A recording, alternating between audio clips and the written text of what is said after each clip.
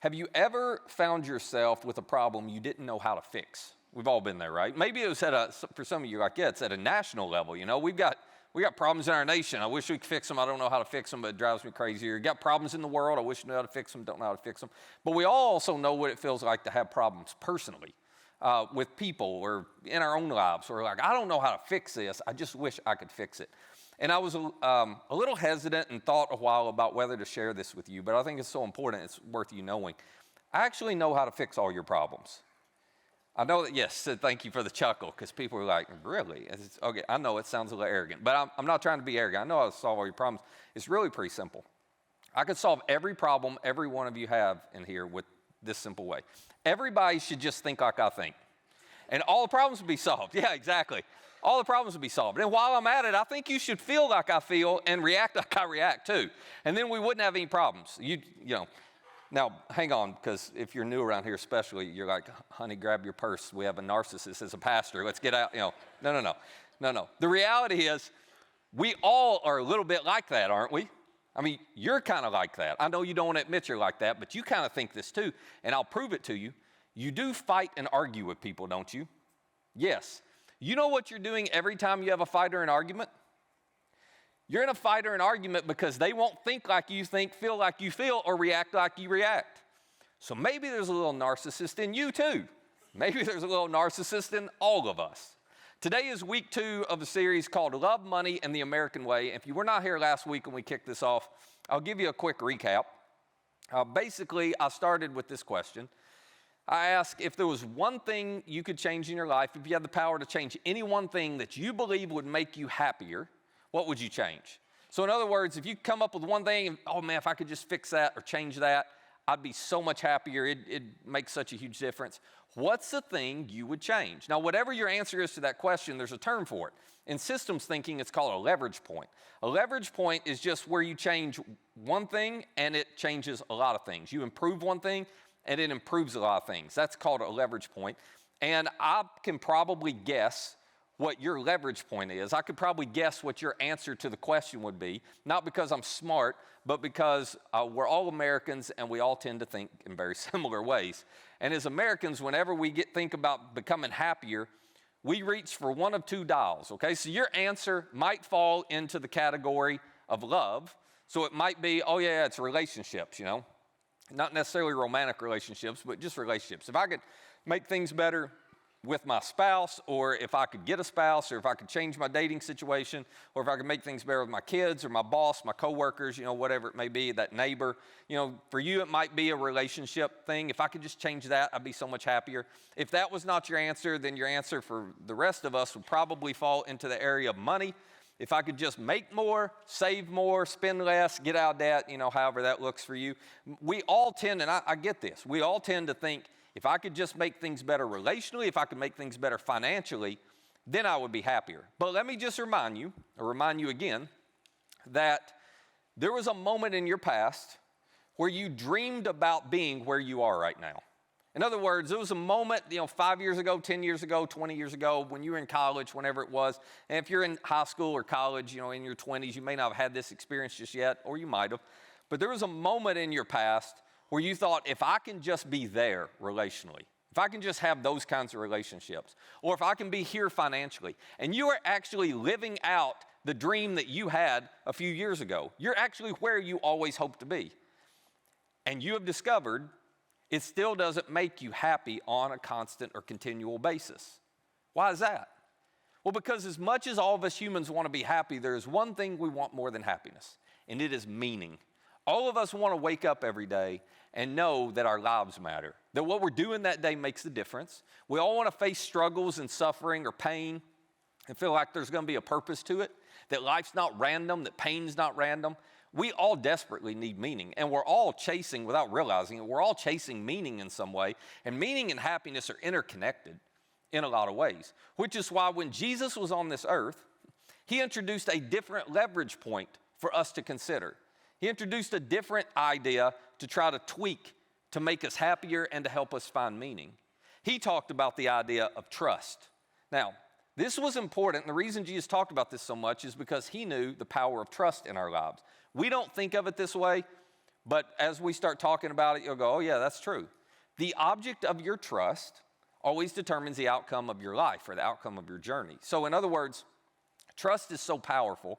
Whoever or whatever you trust has so much influence in your life that it will or he will or she will influence all of your decisions and influence your direction in life and where you ultimately end up.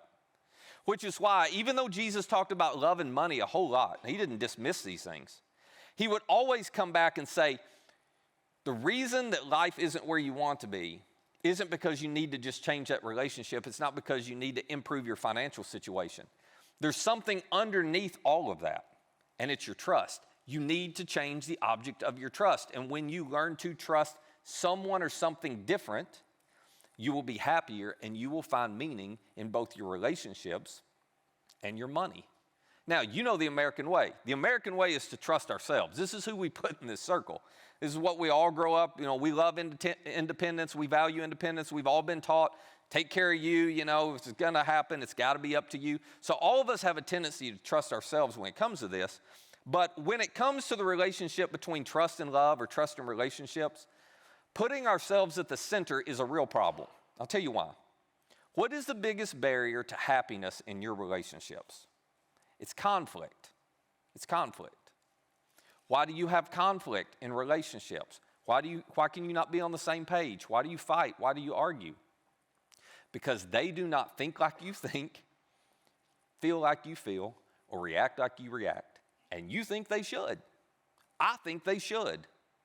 And when I think or expect or assume people to think, feel, and react the way I do, then I have just put myself as the object of my trust. I have made myself the standard, and you're not meeting the standard, and so you need to change because clearly I'm right. And there are a lot of problems with this. We'll get into this in a minute.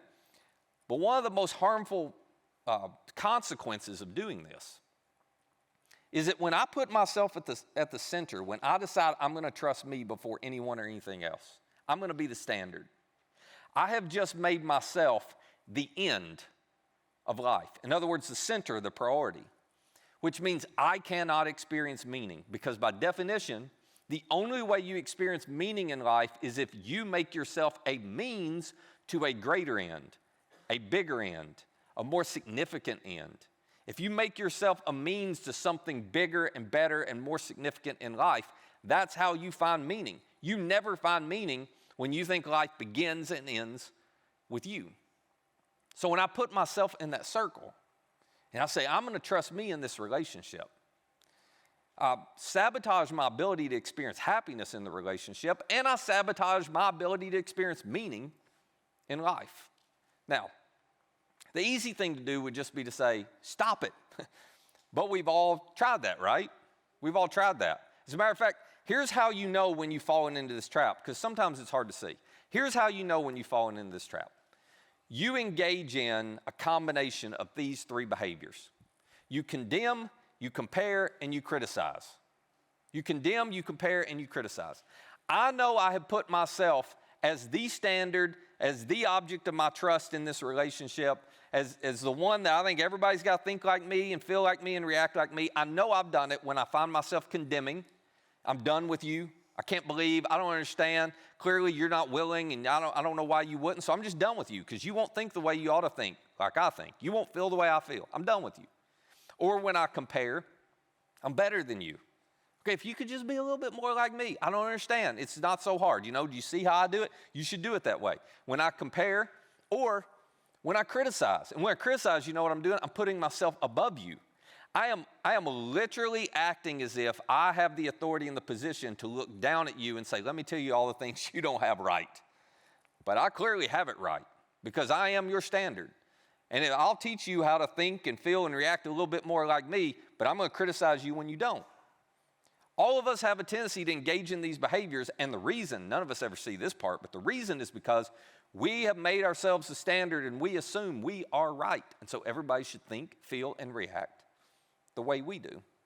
Meanwhile, on the other side, and you've been on the other side of this, right?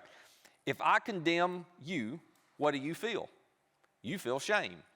If I compare and treat myself or act like I'm better than you, what do you feel? You feel insecurity. If I criticize you, what do you feel? It diminishes your self-worth and your sense of value. So again, none of us, I think, intentionally set out to do that, but all of us have been guilty of it. And we know these three behaviors do not make relationships healthier. We know that. But we can't stop doing them. You know why we can't stop doing them? Because we are not willing to change the object of our trust. We're not willing to remove ourselves from the circle and release the idea that we're the standard and everybody should think, feel, and react the way we do. So interestingly enough, Jesus, in his most famous sermon, he talked about this. It was almost like he knew us, huh? Like this would be a problem. He talked about this. And he put his finger on why we struggle with this. And then he showed us how to fix it. Here's what he said. Do not judge, or you too will be judged. Now, this verse or this statement has been misapplied at times. Jesus is not saying here by don't judge that you can't have moral judgments on things, you can't see things as right and wrong. He's not saying you shouldn't have hard conversations in love with people where you're talking about things that, maybe they're doing that you think is going to be harmful to them. He's not saying that. This word judge literally means to condemn. So Jesus is saying, hey, how about you not belittle and berate people? How about you not cancel people? How about you not get so frustrated with people when they won't think, feel, and react the way you do that you just give up on them, that you're done with them? How about you not do that? Because after all, he reminds us, for in the same way you judge others, you're going to be judged. In other words, if that's how you treat other people, guess what? That's going to end up being what comes back to you. Now, let me just ask you, whenever you are not your best version of yourself, okay? You lose your temper, you're impatient, you're greedy, you're stingy, you're selfish, whatever it is. Whenever you're not your best version of yourself, how do you want to be treated by the other people around you? You do not want their condemnation, do you? No. What you want is mercy and grace and forgiveness and love. As a matter of fact, you want them to look back at you and go, hey, I know that's not what you're normally like. Don't worry about it. Don't worry about it. It's not a big deal. You just had a bad moment. It's fine. I mean, you want that kind of second chance, don't you? You want that kind of generous attitude and explanation. Jesus is going, well, there's no way you'll ever experience that if you're constantly turning around when somebody's not their best version of themselves and judging them, condemning them. He goes on, he says, and with the measure that you use, it'll be measured to you. This is the idea of comparing.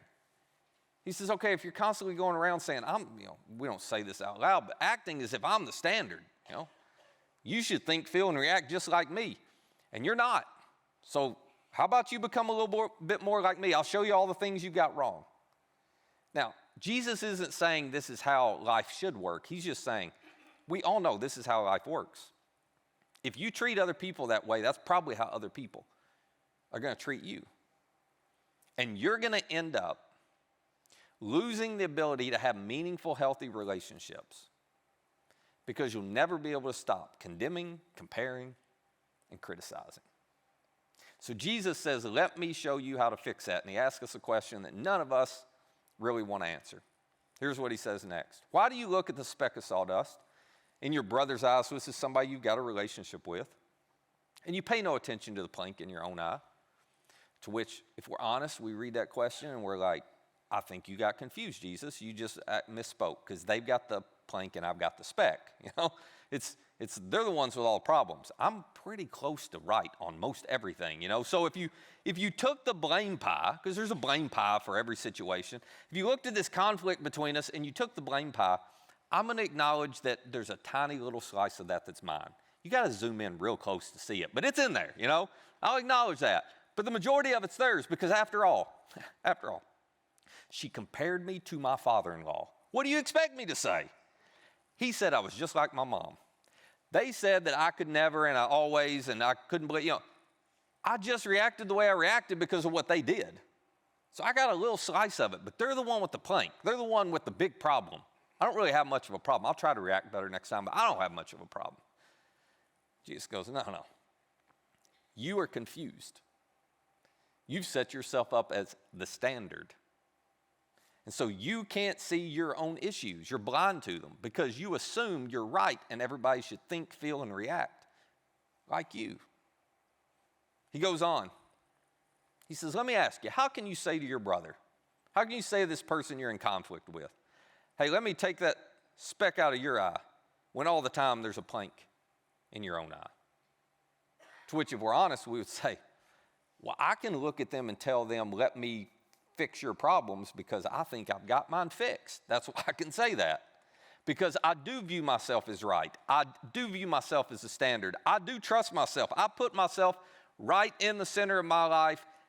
I'm trusting in me, and they should follow me. Jesus says, nope. You have just assumed a role that is not yours to assume. You, me, we are not the standard. He makes that very clear. He gets a little mean. He says, you hypocrite. It's like, you don't have to be that harsh. He's going, no. You know what a hypocrite is? A hypocrite is someone who assumes a role that's not theirs to assume. He's going, you're trying to be somebody you're not. You're trying to do something you have no right or authority to do. You hypocrite. First, take the plank out of your own eye. Then you'll see clearly to take the speck out of your brother's eye.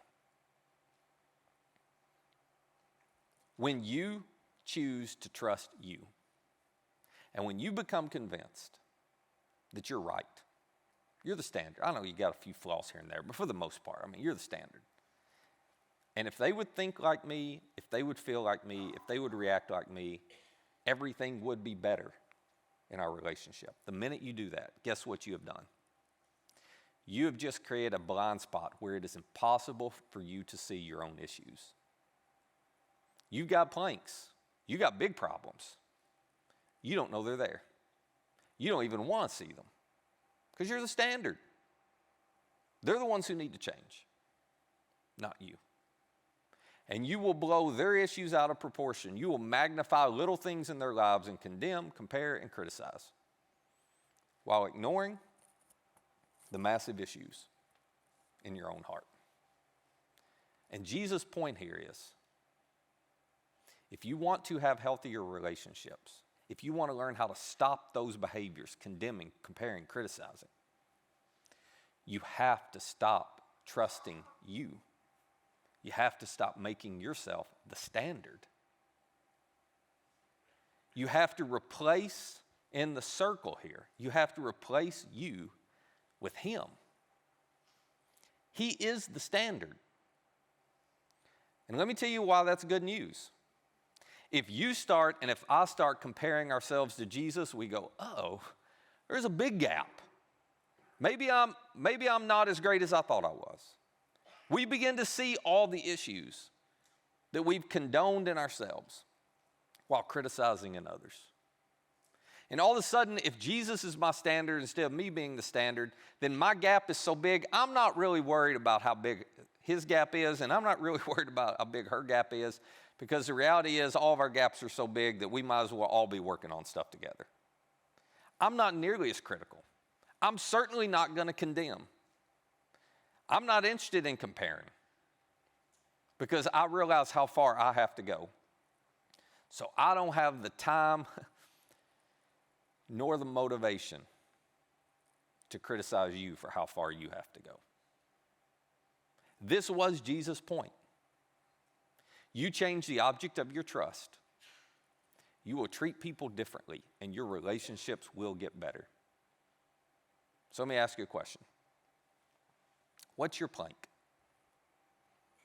You have a habit of condemning people? I'm just done with them. Berating, belittling them, just canceling them. I'm done. I can't understand. I don't know why they can't get their act together. I'm just done. You find yourself comparing a lot. You find yourself looking at people and in essence sending the message, I don't know why you can't be more like me. I'm better than you. Why don't you let me help you get your act together? You find yourself criticizing a lot, pointing out all the flaws in other people, acting as if you have the authority and you're sitting in a position where you have the right to show them everywhere they're wrong. What's your plank? If you see yourself as a standard, you can't see your own plank. Now, here's the irony of all this. Now, I'm not trying to get mean here, but this is true for all of us. If you started telling me about somebody you're in conflict with, and I looked at you and I said, well, what's wrong with them that they need to change? You would rattle a list off for me without even breathing, because you've spent all your time focused on what's wrong with them, right? But if I said, wait a minute, what's wrong with you that needs to change? You would look at me like I'd have lost my mind. It's like, you'd have to think for a while. When I ask you what's your plank, some of you are like, I don't know. I guess I'm supposed to have one, but I don't know, That is just a sign for you and for me that we made ourselves a standard. When you're more aware of the faults in others than you are your own. Jesus is not the standard by which you're measuring yourself. You've set yourself up in that role. And you're a hypocrite, according to Jesus. I didn't call you that. I think you're nice people. But he said, you're a hypocrite. I'm a hypocrite because we are assuming a role that is not ours to assume. We're assuming a role, let's be honest, we shouldn't be in. We're not qualified to be the standard. So what's your plank? Maybe you need to figure it out. Maybe you need to go to some people this week and say, I've been way off base. Condemning, comparing, criticizing. I'm sorry. I'm sorry if it's created shame in you. I'm sorry if it's created insecurity. I'm sorry if it's devalued you. I'm not any better than you. I'm not the standard. It takes a lot of humility to remove yourself as the object of trust and to put Jesus in. But that's the very humility you need to make some relationships right and to get them healthy again. Now, this idea that Jesus is the standard, if you're sitting there thinking, I actually am not comfortable living that way because I will feel like I never measure up. I can't live with that kind of weight. I can't live with that kind of burden. I can't live with feeling like I'm always failing. No. This is the beauty of this. You misunderstood Jesus. Because he showed up on this earth in a human body, and he showed us exactly what it looks like to live out the standard. He was perfect in every way. And it was very clear, the gap between him and how he lived and all of us. He saw it. He knew it. And what did he do? He did not one time condemn, compare, or criticize you. No, he walked to a cross, and he took your condemnation and mine for us. And he said, there's no need to compare. I'm opening up the door for you to be forgiven and to become a part of God's family. And why would you ever need to compare when you're a son or a daughter of God? No need to compare. I'm giving you my perfection. I'm making you right with God. Everything's good. And he did not criticize. Because why would you criticize someone that you love so much you would give your life for them? So when there's a gap that you see, you don't meet Jesus' standard, that gap, Jesus does not fill it with condemnation, comparing, or criticism. You know what he fills it with? Love, forgiveness, grace, and unconditional acceptance. That's why he died. That's why he rose again. So you wouldn't walk around with the burden of there being a gap. You would know he filled it for you. So you want happiness and you want meaning in your life? You want to have healthier relationships? Stop trying to be something you weren't created to be. You're a really bad standard. So am I. You're a flawed standard. So am I. Nobody needs that.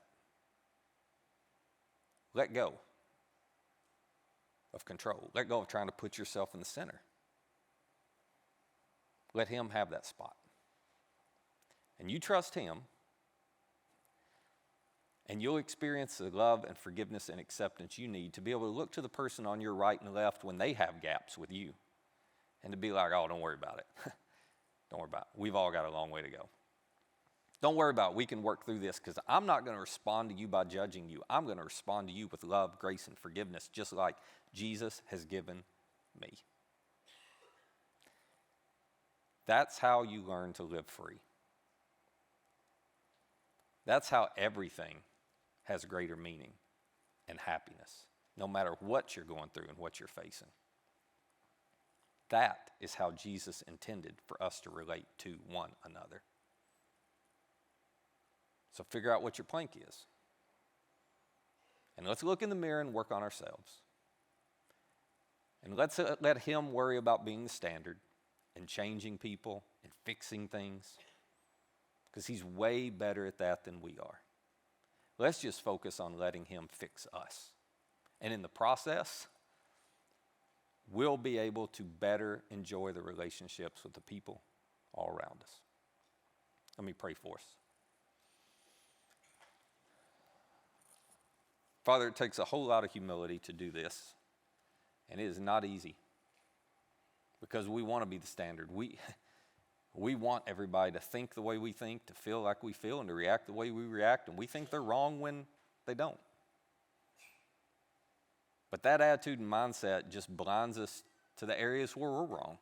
We don't even know it. To the planks that we carry, to the big problems that we ignore. And that ends up sabotaging all the things we care about most in life. So would you help us to have enough humility to surrender the center of our lives to you, to stop trusting ourselves to trust you.